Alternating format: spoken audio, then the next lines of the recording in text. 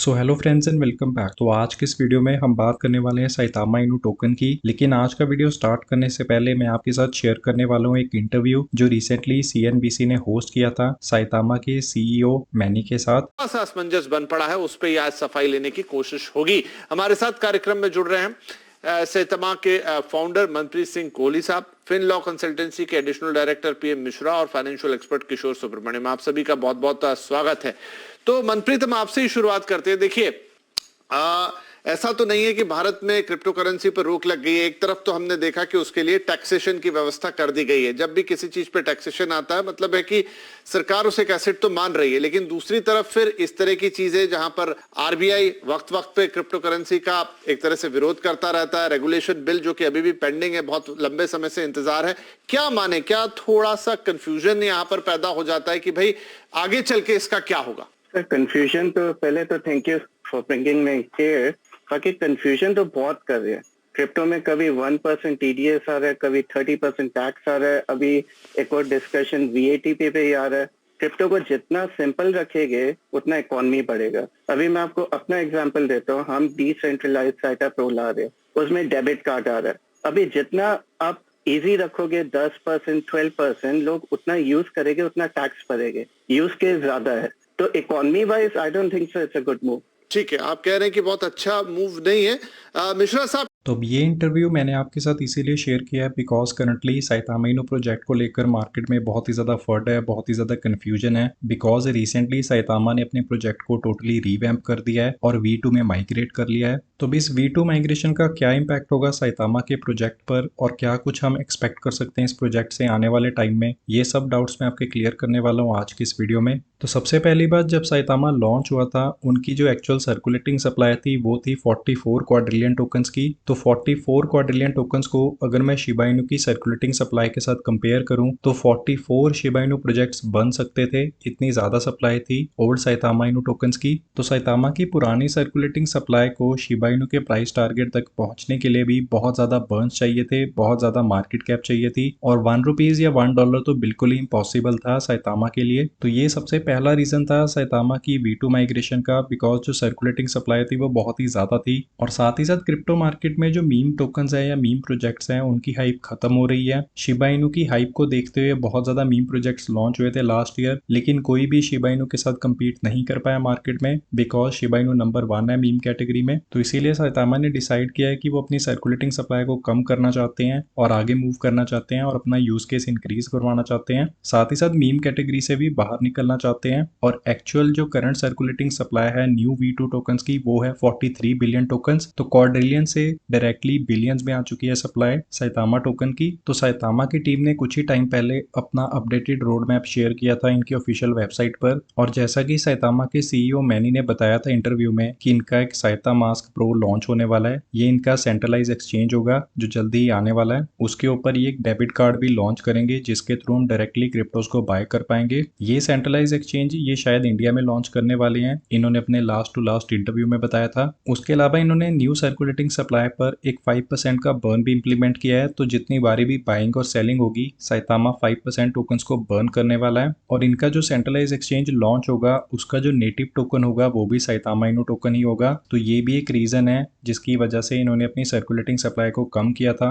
इस full road map का link मैं आपको वीडियो के डिस्क्रिप्शन में दे दूंगा, लेकिन अब मैं आपको अपने चार्ट के थ्रू एक्सप्लेन कर देता हूँ कि किस अकॉर्डिंगली इनका जो रोड मैप है वो वर्क करने वाला है। तो सबसे पहली और सबसे इंपॉर्टेंट बात, 5% जो बर्न होगा वो बाइंग सेलिंग पर होगा टोकन्स की। तो जितनी बारी भी बाइंग और सेलिंग होगी 5% टोकन बर्न होने वाले हैं। ये टोकन बर्न करंटली भी वर्किंग है, तो जो भी इन्वेस्टर्स V2 टोकन्स को बाय कर रहे हैं उसके थ्रू बर्निंग अभी भी कंटिन्यू है। और इनका जो सेंट्रलाइज एक्सचेंज है वो भी नेक्स्ट मंथ लॉन्च हो सकता है। तो एक्सचेंज लॉन्च होने से जो ट्रेडिंग वॉल्यूम होगी वो भी इंक्रीज होगी और जो बर्निंग होगी उस पर भी इम्पैक्ट हमें देखने को जरूर मिलेगा। तो एक्सचेंज लॉन्च होने के बाद उस पर एक स्टेकिंग के ऑप्शन भी अवेलेबल करने वाले हैं। तो आप अपने साइतामा टोकन्स को स्टेक कर सकते हो इनके साइता प्रो पर, बदले में आपको 5% की रिटर्न मिलेगी। उसके बाद डेबिट कार्ड की इन्फॉर्मेशन इन्होंने ऑलरेडी शेयर कर दी है, तो एक डेबिट कार्ड की ऑप्शन भी अवेलेबल होगी साइता प्रो पर, ताकि जो इन्वेस्टर्स है वो इजीली क्रिप्टोज को बाय कर पाए डायरेक्टली साइता प्रो से। हो सकता है गूगल पे की भी ऑप्शन अवेलेबल होगी इनके सहायता प्रो पर। इन्होंने लास्ट टू लास्ट ईएमआई में मेंशन किया था कि ये गूगल पे को भी इंप्लीमेंट करने वाले हैं, लेकिन स्टार्टिंग में ये करते हैं या नहीं करते उसके लिए हमें थोड़ा सा वेट करना होगा। उसके अलावा दुबई में भी इन्होंने बहुत सारी कंपनीज के साथ पार्टनरशिप की है ताकि अपने साइतामा टोकन का यूज केस इंक्रीज करवा पाए। उसके बाद इन्होंने अपने रोड मैप में मेंशन किया था कि ये खुद की ब्लॉकचेन भी लॉन्च करने वाले हैं, तो हो सकता है बाय नेक्स्ट ईयर इनकी ब्लॉकचेन लॉन्च हो जाए और इनकी ब्लॉकचेन का जो नेटिव टोकन होगा वो भी साइतामा टोकन ही होगा, तो उसके थ्रू भी बहुत ज्यादा बर्निंग होने वाली है बिकॉज ब्लॉकचेन पर जितनी भी ट्रांजैक्शन होगी उसके थ्रू साइतामा टोकन्स बर्न होंगे। नेक्स्ट साइतामा की टीम ने मेंशन किया है कि ये ईयरली बर्न इवेंट्स भी होस्ट करने वाले हैं, तो साइतामा की जो टीम है वो मैनुअल बर्न्स भी करने वाली है साइतामा इनो टोकन्स की।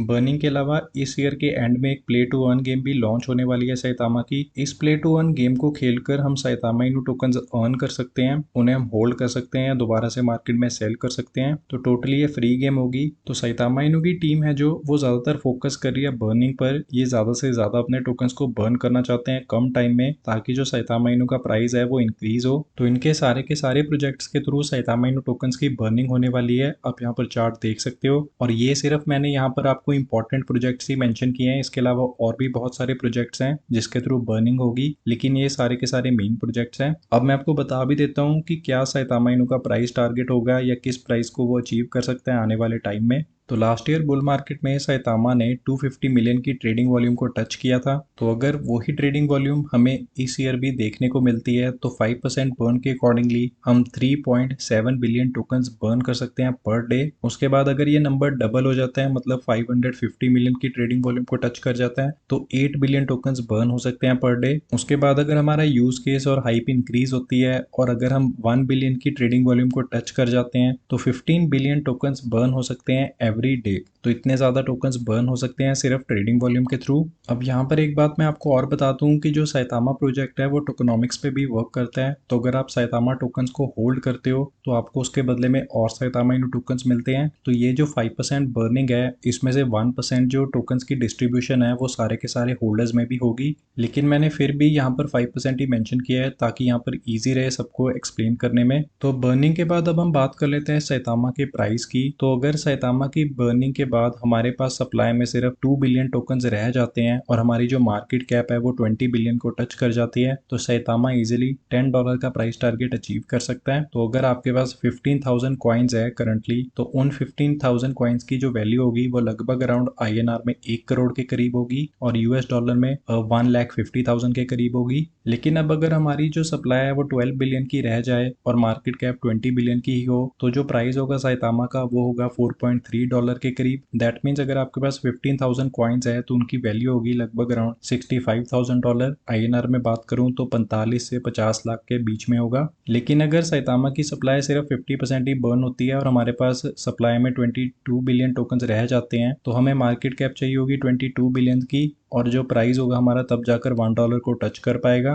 तो दैट मीन्स 15,000 जो कॉइन्स होंगे साइतामा के उनकी वैल्यू होगी 15,000 US डॉलर के करीब। INR में बात करूं तो 10 लाख के करीब होगा। अब यहाँ पर मैंने 20 बिलियन की मार्केट कैप इसीलिए मेंशन किया है बिकॉज लास्ट ईयर साइतामा ने 10 बिलियन की मार्केट कैप अचीव कर ली थी बुल मार्केट में, तो यहाँ पर मैंने डबल कर दिया मार्केट कैप को। मार्केट कैप के अलावा मैंने यहाँ पर 15,000 कॉइन्स इसीलिए मेंशन किए हैं बिकॉज आपके पास एटलीस्ट 15,000 कॉइन्स होने चाहिए तभी जाकर आपको आने वाले टाइम में एक अच्छा खासा प्रॉफिट मिलेगा साइतामा टोकन से। 15,000 कॉइन्स की करंट जो वैल्यू होगी INR में वो 3,000 या 4,000 के बीच में होगी, तो इतने के आपको 15,000 कॉइन्स मिल जाएंगे करंटली साइतामा के। अगर $1 को भी टच कर जाता है साइतामा तो आपके 3 या 4,000 रुपए की जो इन्वेस्टमेंट होगी वो 10 लाख रुपए बन जाएगी और 10 लाख रुपए कोई छोटा मोटा अमाउंट नहीं होता, अच्छा खासा प्रॉफिट है। 3 से 4,000 रुपए इन्वेस्ट करने के बदले में अगर आपको 10 लाख रुपए मिल रहा हो आप उन्हीं 10 लाख को निकाल कर किसी और अच्छे क्रिप्टो प्रोजेक्ट में इन्वेस्ट कर सकते हो और उसको डबल कर सकते हो। बाकी आप पर डिपेंड है कि आप कितना अमाउंट इन्वेस्ट करते हो साइतामा में, बट मेरे अकॉर्डिंगली